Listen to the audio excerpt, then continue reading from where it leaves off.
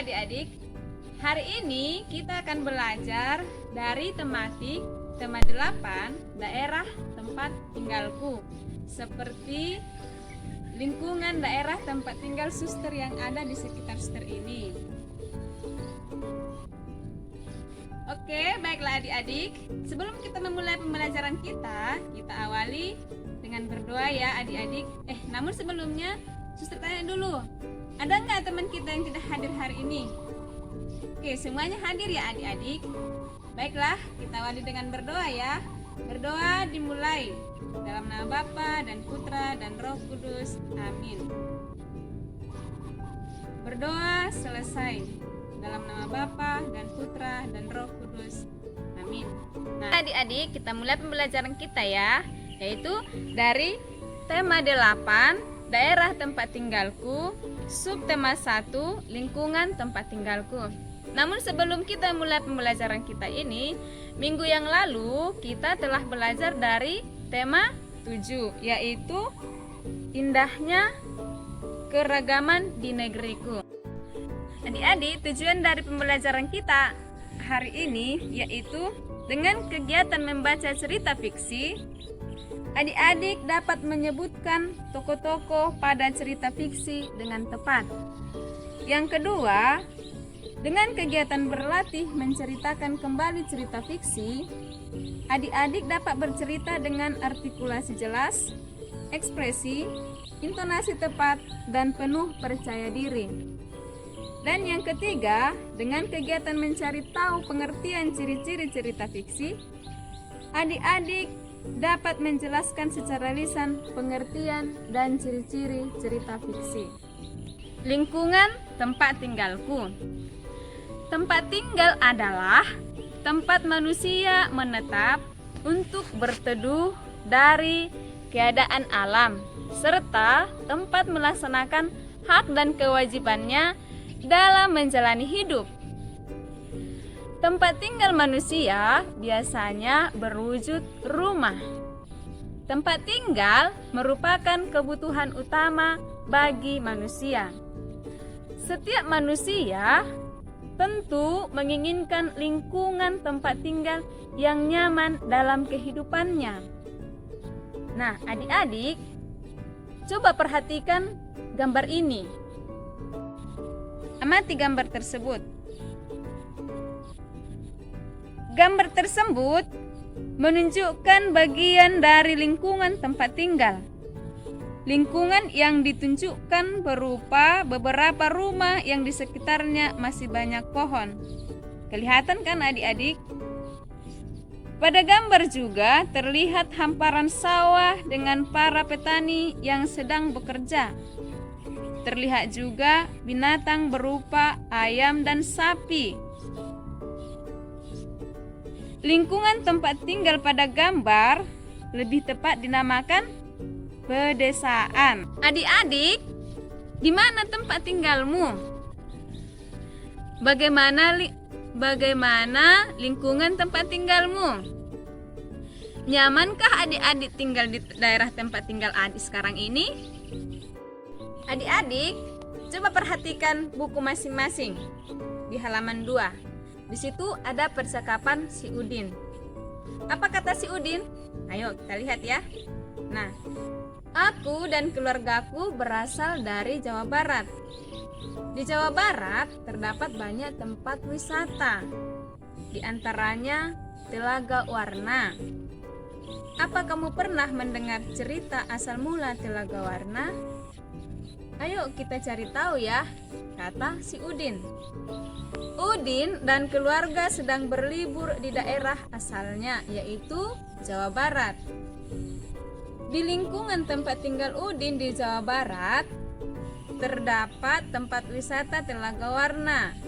Telaga Warna terletak di kawasan Puncak Bogor.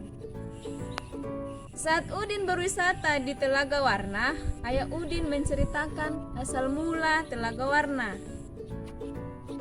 Asal mula Telaga Warna merupakan cerita turun-temurun yang terkenal di daerah tersebut. Nah, bagaimana cerita asal mula Telaga Warna ini?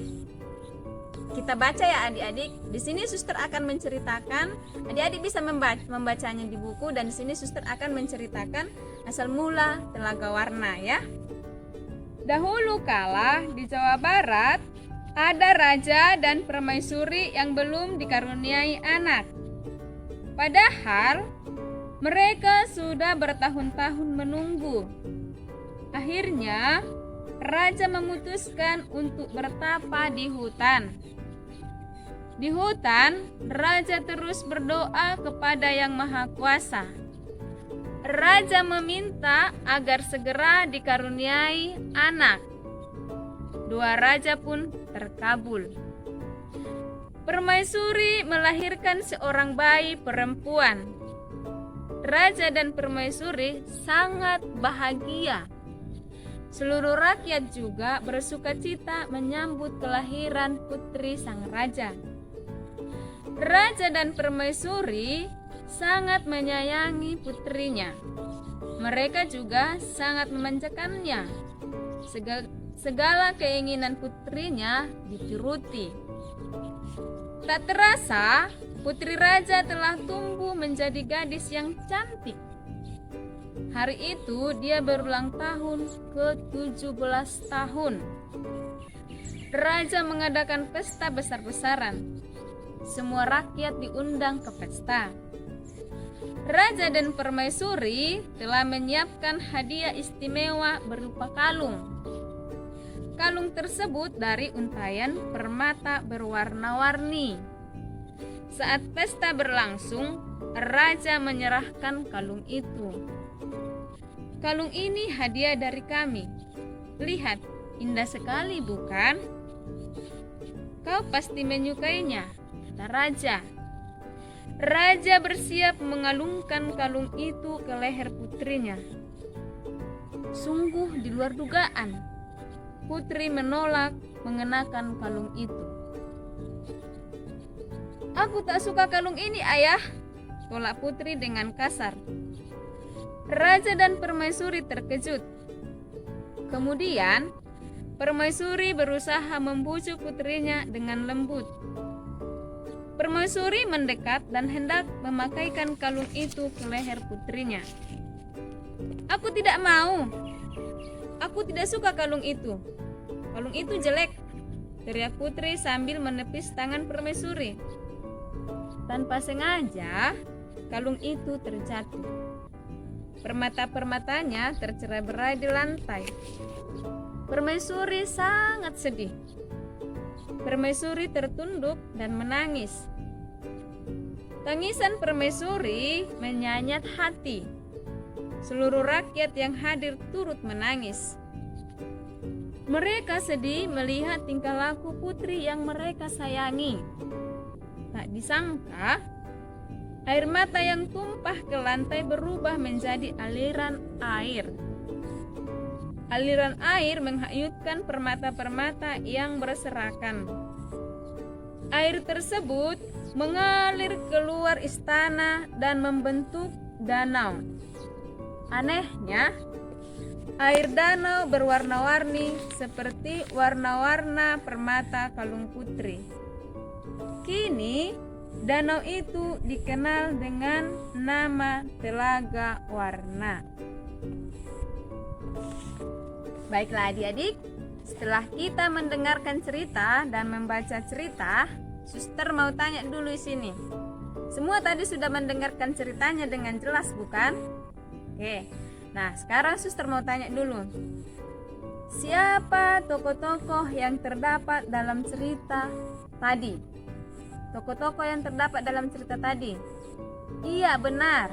Raja, permaisuri, dan putrinya. Oke, yang kedua. Di mana raja melakukan pertapaan? Iya, bagus. Raja melakukan pertapaan di hutan. Nah, selanjutnya, apa hadiah yang disiapkan raja dan permaisuri untuk ulang tahun putrinya? Iya, benar. Hadiah yang disiapkan raja dan permaisuri untuk putrinya yaitu berupa kalung. Selanjutnya, mengapa permaisuri sedih dan menangis? Iya, Benar. Permaisuri sedih dan menangis karena putrinya tidak menerima hadiah yang diberikan oleh permaisuri dan raja. Iya, selanjutnya bagaimana sifat putri dalam cerita tersebut? Iya, benar. Sifat putri pada cerita tersebut adalah tidak menghargai pemberian orang lain, tidak sopan, dan kasar. Sifat-sifat tersebut tampak ketika putri tidak menyukai kalung hadiah dari raja dan permaisuri. Baiklah adik-adik, bagaimana dengan ciri-ciri cerita fiksi? Nah, ciri-ciri cerita fiksi yang pertama merupakan cerita rekaan atau cerita yang dikarang oleh pengarang. Yang kedua, bertujuan untuk menghibur dengan menceritakan suatu peristiwa, seperti yang sudah Suster jelaskan, bukan? Nah, yang ketiga, disajikan dengan alur cerita dari awal, pertengahan, sampai akhir.